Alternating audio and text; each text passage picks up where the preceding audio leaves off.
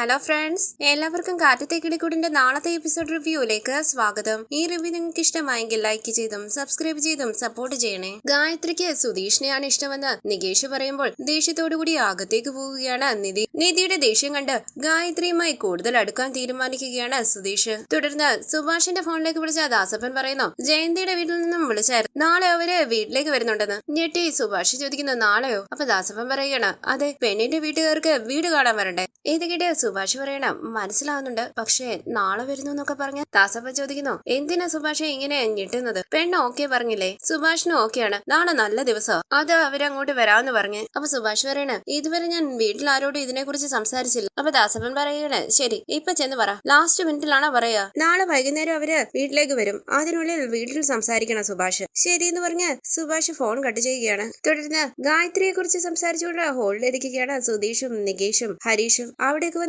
നിധി ചോദിക്കുന്നു ആരും ഇതുവരെ ഉറങ്ങിയില്ലേ? ഉറങ്ങണമെന്ന് ഹരീഷ് പറയുമ്പോൾ നിധി ചോദിക്കണം സുഭാഷൻ എവിടെ? അപ്പൊ ഹരീഷ് പറയണ സുഭാഷനോ അകത്തുണ്ടെന്ന് തോന്നുന്നു. സുധീഷ് പറയണ കണ്ടുപിടിച്ചു, കുറെ നേരമായിട്ട് അന്വേഷിക്കുകയായിരുന്നു. നിധി ചോദിക്കണ അങ്ങനെ എന്താ കണ്ടുപിടിച്ചേ? അപ്പൊ സുധീഷ് പറയണ എന്നെ പ്രേമിക്കുന്ന ആ പെണ്ണിന്റെ പേര് കണ്ടുപിടിച്ചു. അപ്പൊ ഹരീഷ് പറയണ പ്രേമാണെന്ന് ഞങ്ങൾ പറഞ്ഞോ? ഇല്ലല്ലോ, സുധീഷിനോട് സംസാരിക്കണമെന്നല്ലേ ആ കുട്ടി പറഞ്ഞുള്ളൂ. അപ്പൊ സുധീഷ് പറയണ പ്രേമ ആയതുകൊണ്ടല്ലേ സംസാരിക്കാൻ ശ്രമിക്കുന്നത്. ഗായത്രി സുധീഷ് ഗായത്രി കൊള്ളാല്ലേ. ഇത് കേട്ട് നിധി പറയണോ ഒന്ന് നിർത്തുന്നുണ്ടോ? വെറുതെ സമയം കളയുന്നു, എല്ലാവരുടെ ഉറക്കം കളയാൻ വേണ്ടിയാണോ ഇങ്ങനെ ഇരിക്കുന്നത്? നികേഷ് നിനക്ക് നാളെ മോഡൽ എക്സാം ഉണ്ടെന്നല്ലേ പറഞ്ഞത്, ഒന്നുകിൽ പഠിക്ക് അല്ലെങ്കിൽ കിടന്നുറങ്ങാൻ നോക്ക്. ഇട്ടത്തി ഇപ്പൊ കിടക്കാന്ന നികേഷ് പറയുമ്പോൾ നിധി പറയണ പേര് കണ്ടുപിടിച്ചോന്ന്. കുറച്ചു നേരം കഴിയുമ്പോൾ ഞാൻ വന്ന് നോക്കും, എല്ലാവരും ഫോൺ മാറ്റി വെച്ചിട്ട് കിടന്നില്ലെങ്കിൽ ഫോൺ ഞാൻ തല്ലിപ്പൊട്ടിക്കും. അങ്ങനെ നിധി റൂമിനകത്തേക്ക് കയറി വാതില് വലിച്ചടയ്ക്കുകയാണ്. സുധീഷ് ഞെട്ടി അകത്തേക്ക് നോക്കുമ്പോൾ നികേഷ് പറയണ അത് സുധീഷിനുള്ള അടിയായിരുന്നു. സുധീഷ് പറയണ സമയം കഴിയുന്തോറും അവൾക്ക് ദേഷ്യം കൂടിക്കൂടി വരികയാണെന്ന് തോന്നുന്നു, അവള് പോസസീവ് ആവുന്നുണ്ട്. ആദ്യമായിട്ട് അവളുടെ ദേഷ്യം ഞാൻ ഇഷ്ടപ്പെട്ടു തുടങ്ങുകയാണ്. നികേഷ് പറയണ ഒന്ന് വെറുതെ ഇരിക്കും സുധീഷേട്ടാ. സുധീഷ് പറയണ അവൾക്ക് എന്നോടുള്ള ഇഷ്ടം കാരണമാടാ ഇങ്ങനെ ദേഷ്യപ്പെടുന്നത്, സത്യം തുറന്നു പറയാനാകാതെ ദേഷ്യപ്പെട്ടു പോവുകയാ. ഇതൊക്കെ പെണ്ണുങ്ങളുടെ സൈക്കോളജിയാ, നിങ്ങക്ക് മനസ്സിലാകില്ല. തുടർന്ന് അടുക്കളയിൽ നിൽക്കുന്ന സുഭാഷ് മനസ്സിൽ പറയണ ആ പെണ്ണിനെ പോയി കണ്ട് സംസാരിച്ച് കല്യാണം കഴിക്കാൻ സമ്മതമാണെന്ന് പറഞ്ഞു. ആ പെണ്ണിന്റെ കുടുംബം വൈകുന്നേരം വീട്ടിലേക്ക് വരുന്നു, ഞാൻ എങ്ങനെ അവരോട് ഇതെല്ലാം പറയും, എങ്ങനെ തുടങ്ങും? അവിടേക്ക് വന്ന് നിധി ചോദിക്കുന്നു സുഭാഷേട്ടാ ആരോടെ ഈ സംസാരിക്കുന്നത്? എന്തെങ്കിലും ഉണ്ടെങ്കിൽ ഞങ്ങളോട് പറയണം സുഭാഷേട്ടാ. ഒന്നുമില്ല മോളേന്ന് സുഭാഷ് പറയുമ്പോൾ അവിടേക്ക് വന്ന് നികേഷ് ടിഫിൻ ബോക്സ് ചോദിക്കുകയാണ്. അപ്പൊ സുഭാഷ് കറി ടേസ്റ്റ് ചെയ്യാൻ എടുത്തു കൊടുക്കുന്നു. ഇതെന്താ സുഭാഷേട്ടാന്ന് നികേഷ് ചോദിക്കുമ്പോൾ സുഭാഷ് പറയണ നീയല്ലേ പറഞ്ഞത് ടേസ്റ്റ് നോക്കാൻ വേണോന്ന്. ഇത് കേട്ട് നിധി ഒന്ന് നോക്കിയിട്ട് നികേഷ് പറയണ സുഭാഷേട്ടാ ഞാൻ ടേസ്റ്റ് നോക്കാൻ വേണമെന്നല്ല പറഞ്ഞത്, ടിഫിൻ ബോക്സ് തരാനാ പറഞ്ഞു. സോറി ഇടാന്ന് പറഞ്ഞ ടിഫിൻ ബോക്സ് എടുത്ത് കയ്യിൽ കൊടുക്കുകയാണ് സുഭാഷ്. അത് തുറന്നു നോക്കി നികേഷ് പറയണ എന്താ സുഭാഷേട്ടാ ഇത്, ഇതിനകത്തൊന്നും ഇല്ലല്ലോ. അയ്യോ മറന്നുപോയി എന്ന് പറഞ്ഞു സുഭാഷ് ആ പാത്രത്തിലേക്ക് നികേഷിനുള്ള ഭക്ഷണം എടുത്തു വെക്കുകയാണ്. സുഭാഷിന് എന്താ പറ്റിയെന്ന് നിധി ചോദിക്കുമ്പോൾ സുഭാഷ് പറയുന്നു ഒന്നുമില്ല മോളെ. അവിടേക്ക് വന്ന ഹരീഷ് പറയണ ഞാൻ രാവിലെ മുതൽ ശ്രദ്ധിക്കുന്നതാ, നന്നായിട്ട് ഉറങ്ങിയിട്ട് പോലും ഇല്ല. എന്തു പറ്റി സുഭാഷേണ്ണ? ഞങ്ങൾ എഴുന്നേറ്റ് പോയതും വന്ന് കിടന്നതും ഒന്നും സുഭാഷേട്ട് ശ്രദ്ധിച്ചിട്ടില്ല, എന്തു പറ്റി? അപ്പൊ സുഭാഷ് പറയണ ഒന്നുമില്ലടാ, ജോലിയെ കുറിച്ച് ആലോചിച്ചതേ ഉള്ളൂ. സുഭാഷ് പറയണ എനിക്ക് ഒരു പ്രശ്നമല്ല, നീ ഇപ്പൊ കഴിക്കുന്നോ? ദോശ ഉണ്ടാക്കട്ടെ? വേണ്ട എന്ന് പറഞ്ഞ ഹരീഷ് അവിടെ നിന്ന് പോവുകയാണ്. നികേഷും നിധിയും പിന്നാലെ പോകുന്നു. ഈ സമയം ഹോളിലേക്ക് വന്ന സുധീഷ് കണ്ണാടിയുടെ മുന്നിൽ നിന്ന് ഒരുങ്ങുകയാണ്. സുധീഷ് ചോദിക്കുന്നു നികേഷ് എങ്ങനെയുണ്ട് എന്റെ ഷർട്ട്? നന്നായിട്ടുണ്ടെന്ന് നികേഷ് പറയുമ്പോൾ സുധീഷ് ചോദിക്കുന്നു നിധി എങ്ങനെയുണ്ട്? പുഞ്ചിരിച്ച് നിധി പറയണ നന്നായിട്ടുണ്ട്. അപ്പൊ സുധീഷ് പറയണ ഇത്ര ഭംഗിയായി ഡ്രസ്സ് ചെയ്ത് ഞാൻ എങ്ങോട്ടാ പോകുന്നതെന്ന് ചോദിച്ചേ. ഹരീഷ് ചോദിക്കുന്നു ഭംഗിയായോ? പുഞ്ചിരിച്ച നിധി പറയണ ഞാനെങ്ങനെ അറിയാനാ, രാവിലെ സാധാരണ ജോലിക്കല്ലേ പോകുന്നേ. അപ്പൊ സുധീഷ് പറയണ അല്ല, ഞാൻ അവളെ കാണാൻ പോകുക. ആരെയെന്ന് ഹരീഷ് ചോദിക്കുമ്പോൾ സുധീഷ് പറയണ അവളെടാ എന്റെ ബെസ്റ്റോ പറവേ. അവിടേക്ക് വന്ന സുഭാഷ് പറയണ ഇങ്ങനെയൊക്കെ സംസാരിച്ചാ നീ തല്ലുവാങ്, നീ എന്തിനാടാ ആ പെണ്ണിനെ കാണാൻ പോകുന്നത്? അപ്പൊ സുധീഷ് പറയണ ഞാൻ പോയാലെന്താ? അപ്പൊ സുഭാഷ് പറയണ നിന്റെ കല്യാണം കഴിഞ്ഞതാ, അത് നിനക്കറിയാലോ. പുഞ്ചിരിച്ച് സുധീഷ് ചോദിക്കുന്നു സുഭാഷേട്ടാ എന്റെ കല്യാണം കഴിഞ്ഞെന്ന് ആര് പറഞ്ഞു? എന്താ നിനക്കറിയത്തില്ലേന്ന് സുഭാഷ് ചോദിക്കുമ്പോൾ സുധീഷ് പറയണ നിധിയോടൊന്ന് ചോദിച്ചു നോക്ക്, ഞങ്ങളുടെ കല്യാണം കഴിഞ്ഞതാണോ അല്ലയോന്ന്. നിധി പറയട്ടെ ഇത് കല്യാണം പോലെയാണ്, പക്ഷെ കല്യാണമായിട്ട് അംഗീകരിക്കാൻ പറ്റില്ലെന്ന് നിധിയല്ലേ പറഞ്ഞത്. അപ്പൊ നിധി പറയണ അതെ, ഞാൻ ഇപ്പോഴും അത് തന്നെ പറയുന്നത്, ഇത് കല്യാണം പോലെയാ, പക്ഷെ കല്യാണം ഒന്നുമല്ല. അപ്പൊ സുധീഷ് പറയണ കേട്ടില്ലേ, പിന്നെന്താ പ്രശ്നം? സുധീഷ് പെർഫ്യൂം എടുത്തടിക്കുമ്പോൾ ഹരീഷ് പറയണ കൊതുകിന് മരുന്നടിക്കുന്നത് പോലെ ഇങ്ങനെ അടിക്കാതെ. അപ്പൊ സുധീഷ് പറയണ ഇവിടെ നിന്ന് ബസ് സ്റ്റാൻഡ് വരെ പോവുകയല്ലേ, അപ്പം നന്നായിട്ട് മണം അടിക്കണ്ടേ, നിനക്കൊക്കെ അസൂയാടാ. സുധീഷ് കണ്ണാടിയിൽ നോക്കി നിൽക്കുമ്പോൾ നിധി ദേഷ്യത്തോടു കൂടി സുധീഷിനെ നോക്കുകയാണ്. സുധീഷ് മനസ്സിൽ പറയണ ദേഷ്യം വരുന്നുണ്ടല്ലോ, നന്നായിട്ടുണ്ട്. നിധി ഒന്ന് ശ്രദ്ധിച്ചിട്ട് സുഭാഷ് പറയുന്നു സുധീഷ് ആവശ്യമില്ലാത്ത പരിപാടിക്ക് നിൽക്കരുത്. അപ്പൊ സുധീഷ് പറയണ സുഭാഷേട്ടാ ആവശ്യമുള്ള കാര്യമായതുകൊണ്ട് ഇതൊക്കെ ചെയ്യുന്നത്. ഞാൻ എത്ര നാൾ എങ്ങനെ സിംഗിൾ ആയിട്ട് ജീവിക്കുക? സുഭാഷേട്ടൻ ഇതൊന്നും മനസ്സിലായില്ല. ഞാൻ പോയി എന്റെ ബെസ്റ്റ് ഓഫ് പ്രാവിനെ കാണട്ടെ. നികേഷ് ചോദിക്കുന്നു പ്രാവ് കുറച്ചു മുമ്പേ പറവയാണെന്നല്ലേ പറഞ്ഞേ? അത് വളരെ പ്രധാനപ്പെട്ട കാര്യമാണെന്ന് ഹരീഷ് പറയുമ്പോൾ സുധീഷ് പറയണ പ്രാവ് ഒരു പറവയല്ലടാ. അങ്ങനെ കൂളിംഗ് ഗ്ലാസ് ഒക്കെ വെച്ച് ബൈ എന്ന് പറഞ്ഞ് സുധീഷ് ഇങ്ങോട്ടേക്ക് തിരിയുമ്പോൾ കഥകിൽ ഇടിക്കുകയാണ്. ഇത് കണ്ട് നിധിയും ഹരീഷും നികേഷും പൊട്ടിച്ചിരിക്കുമ്പോൾ സുഭാഷ് പറയുന്നു നോക്കി നടക്കടാ. സുധീഷ് പറയണ നിങ്ങൾക്ക് എല്ലാവർക്കും എന്നോട് അസൂയാണെന്ന് എനിക്ക് മനസ്സിലായി. ഇത് ഞാനൊരു നല്ല ശകനമായിട്ട് കണ്ടോളാം. നിധി നികേഷ് നിങ്ങൾ വരുന്നില്ലേ? അപ്പൊ നിധി പറയണ ഞങ്ങൾക്ക് പോകാൻ അറിയാം, സുധീഷ് പോ. നികേഷ് പറയുന്നു ഞാൻ ഏട്ടത്തെയും കൂട്ടി വന്നോളാം, സുധീഷ് ഏട്ടൻ വയ്ക്കൂ. സുധീഷ് പറയുന്നു ഓക്കെ, ഞാൻ ആ പെണ്ണുമായി സംസാരിച്ചുകൊണ്ട് അവിടെ നിൽപ്പുണ്ടായിരിക്കും, നിങ്ങൾ പതിയെ വന്നാൽ മതി. നിധി ദേഷ്യത്തോടുകൂടി സുധീഷിന്റെ കഴുത്തിൽ കയറി പിടിക്കുകയാണ്. നിനക്ക് ആ പെണ്ണിനോട് സംസാരിക്കണം അല്ലേടാ, നിന്നെ ഇന്ന് ഞാൻ ശരിയാക്കുമെന്ന് പറഞ്ഞ് സുധീഷിനെ കുനിച്ചു നിർത്തി ഇടിക്കുകയാണ് നിധി. അയ്യോ എന്നെ രക്ഷിക്കും സുഭാഷേട്ടാന്ന് പറഞ്ഞ് സുധീഷ് കരയുന്നുവെങ്കിലും എല്ലാവരും സന്തോഷത്തോടുകൂടി നോക്കി നിൽക്കുകയാണ്. തുടർന്ന് നിധി ആലോചിച്ച് നിൽക്കുന്നത് കണ്ട് സുധീഷ് ചോദിക്കുന്നു എന്തു പറ്റി? സുധീഷിനെ തല്ലുന്നതായി നിധി സ്വപ്നം കണ്ടതാണ്. നിധി പറയുന്നു ഒന്നുമില്ല. സുധീഷ് പോകുന്നുണ്ടോ? ഓക്കെ ശരി എന്ന് പറഞ്ഞ് സുധീഷ് അവിടെ നിന്ന് പോവുകയാണ്. നിധി ദേഷ്യത്തോടുകൂടി അകത്തേക്ക് പോകുമ്പോൾ എല്ലാവരും നിധിയെ ശ്രദ്ധിക്കുകയാണ്. ഹരീഷ് പറയണ ഇങ്ങനെ ചെയ്താൽ ഏട്ടത്തി സുധീഷേട്ടനെ സ്നേഹിക്കുമെന്ന വിചാരം, ദേഷ്യം കൂടത്തല്ലേ ഉള്ളൂ. തുടർന്ന് കൂളിംഗ് ഗ്ലാസ് ഒക്കെ വെച്ച് ബസ് സ്റ്റോപ്പിൽ നിൽക്കുകയാണ് സുധീഷ്. ഗായത്രി പുഞ്ചിരിച്ച് സുധീഷിനെ നോക്കുന്നുണ്ട്. സുധീഷും പുഞ്ചിരിച്ച് ഗായത്രിയെ നോക്കുന്നു. ഈ സമയം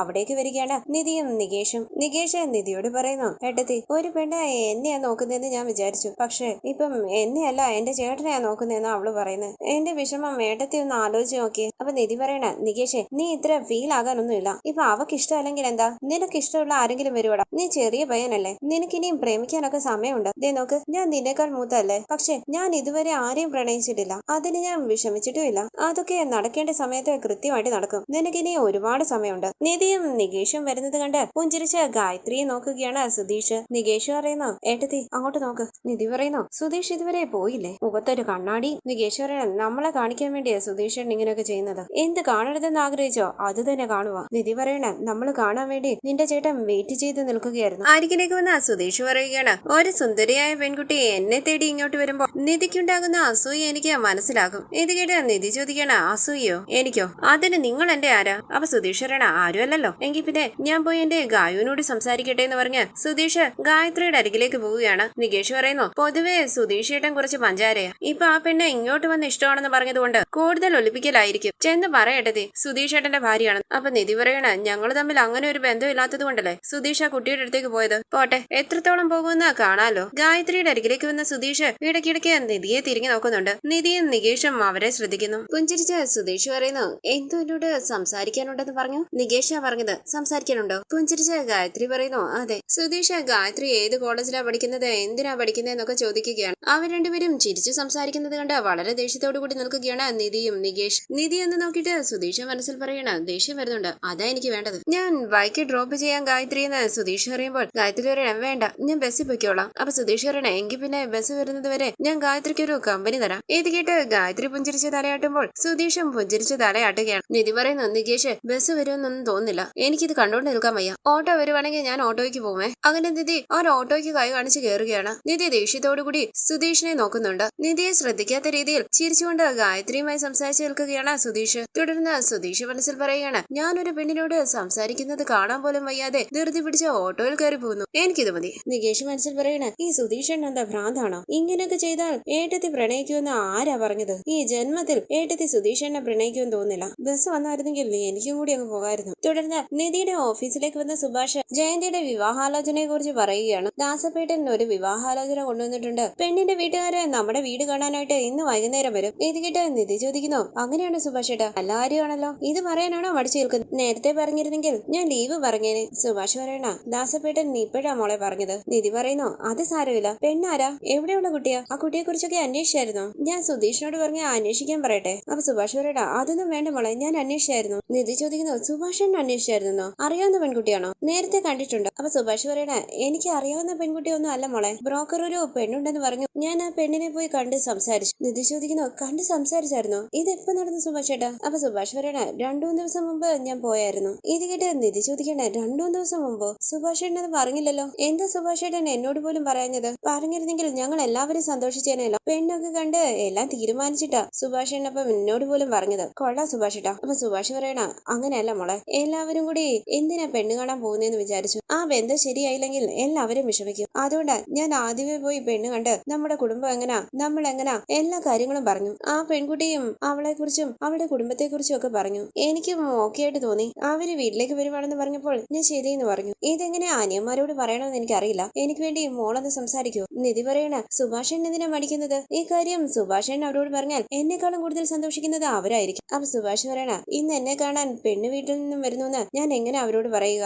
എനിക്ക് വേണ്ടി മോള് പറഞ്ഞാൽ മതി. അപ്പൊ നിധി പറയണ, ശരി ഞാൻ തന്നെ പറയാം. എത്ര മണിക്കാ അവര് വരുന്നത്? വൈകുന്നേരം 5 മണി ആകുമ്പോഴേക്കും വരുമെന്ന് സുഭാഷ് പറയുമ്പോൾ നിധി പറയണ, ഞാൻ പറയാം സുഭാഷ് ഏട്ടാ, എല്ലാവരും ആ സമയത്ത് വീട്ടിലുണ്ടാകും. മോളും അങ്ങെത്തത്തില്ലേന്ന് സുഭാഷ് ചോദിക്കുമ്പോൾ നിധി പറയണ, ഞാൻ 3 മണിയാകുമ്പോഴേ അവിടെ എത്തും. ഇപ്പൊ തന്നെ പോയി പെർമിഷൻ ചോദിക്കുക. അപ്പൊ സുഭാഷ് പറയണ, അതൊന്നും വേണ്ട മോളെ, മോക്ക് ഇവിടെ ഒരുപാട് ജോലി ഉള്ളതല്ല. മോള് 4-4:45 ആകുമ്പോഴേക്ക് വന്നാൽ മതി. അപ്പൊ നിധി പറയണ, ഇവിടെ അധികം ജോലിയൊന്നും ഇല്ല സുഭാഷ് ഏട്ടാ, പെട്ടെന്ന് വന്നാലല്ലേ വീടൊക്കെ റെഡിയാക്കി ഇടാൻ പറ്റൂ. ഞാൻ 3 മണിയാകുമ്പോഴേ വരും. എല്ലാ കാര്യങ്ങളും ഞാൻ നോക്കിക്കോളാം. സുഭാഷ് ഏട്ടൻ സമാധാനമായിട്ടിരിക്കും. ശരി മോളെ, ഞാൻ പോയിട്ട് വരാന്ന് പറഞ്ഞ് സുഭാഷ് ജോലിക്ക് പോവുകയാണ്. നിധി സന്തോഷത്തോടു കൂടി മനസ്സിൽ പറയുന്നു, ഈ കല്യാണം നടന്നിരുന്നെങ്കിൽ നന്നായിരുന്നേനെ. തുടർന്ന് വീട്ടിലേക്ക് വന്ന നിധി വീടൊക്കെ വൃത്തിയാക്കാനായി തുടങ്ങുമ്പോൾ അവിടേക്ക് വന്ന സുധീഷിനോട് ചോദിക്കുന്നു, സുധീഷ് വന്നായിരുന്നോ? അപ്പൊ സുധീഷ് പറയണ, വന്നു നിധി, നിധിയല്ലേ പറഞ്ഞത് പെട്ടെന്ന് ഇങ്ങോട്ട് വരണമെന്ന്. ശരിയെന്ന് പറഞ്ഞ നിധി ഹാളിൽ കിടക്കുന്ന തുണിയൊക്കെ എടുത്ത് മാറ്റുകയാണ്. സുധീഷ് മനസ്സിൽ പറയുന്നു, എന്ത് പറ്റി, ധൃതിയിലാണല്ലോ. നിധി എന്താ കാര്യം? അപ്പൊ നിധി പറയണ, ആ ചെയറൊക്കെ ഒന്ന് നേരെ ഇടണേ സുധീഷ്. എന്താ കാര്യം എന്ന് സുധീഷ് ചോദിക്കുമ്പോൾ നിധി പറയണ, പെട്ടെന്നാവട്ടെ ഞാൻ പറയാം. നിധി ഒന്ന് പറയാന്ന് സുധീഷ് പറയുമ്പോൾ നിധി പറയണ, ഇന്ന് നമ്മുടെ വീട്ടിലേക്ക് ഗസ്റ്റ് വരുന്നുണ്ട്. സുധീഷ് ചോദിക്കുന്ന, ഗസ്റ്റോ? നിധിയുടെ അച്ഛനാണോ? ഓഫീസിൽ നിന്ന് നേരത്തെ വന്നു, വീടൊക്കെ ക്ലീൻ ചെയ്യുന്നു. അപ്പൊ ഞാൻ വിചാരിച്ചു നിധിയുടെ അച്ഛനോ അമ്മയോ ചേട്ടനോ ആരെങ്കിലും വരികയാണെന്ന്. അവരല്ലേ? അപ്പൊ ഏട്ടത്തിയാണോ? അയ്യോ, ബാത്റൂം ക്ലീൻ ആണോ എന്നറിയില്ല, വോമിറ്റ് ചെയ്യും. അപ്പൊ നിധി പറയണ, സുധീഷ് എന്റെ വീട്ടിൽ നിന്ന് ആരും വരുന്നില്ല. അങ്ങനെ നിധി അടുക്കളയിലേക്ക് ചെല്ലുകയാണ്. സുധീഷിനോട് പാത്രം കഴുകാനൊക്കെ പറഞ്ഞ് വീടൊക്കെ വൃത്തിയാക്കുകയാണ് നിധി. ഈ സീരിയലിന്റെ കൂടുതൽ വീഡിയോസിനായി ചാനൽ സബ്സ്ക്രൈബ് ചെയ്ത് സപ്പോർട്ട് ചെയ്യണേ. താങ്ക്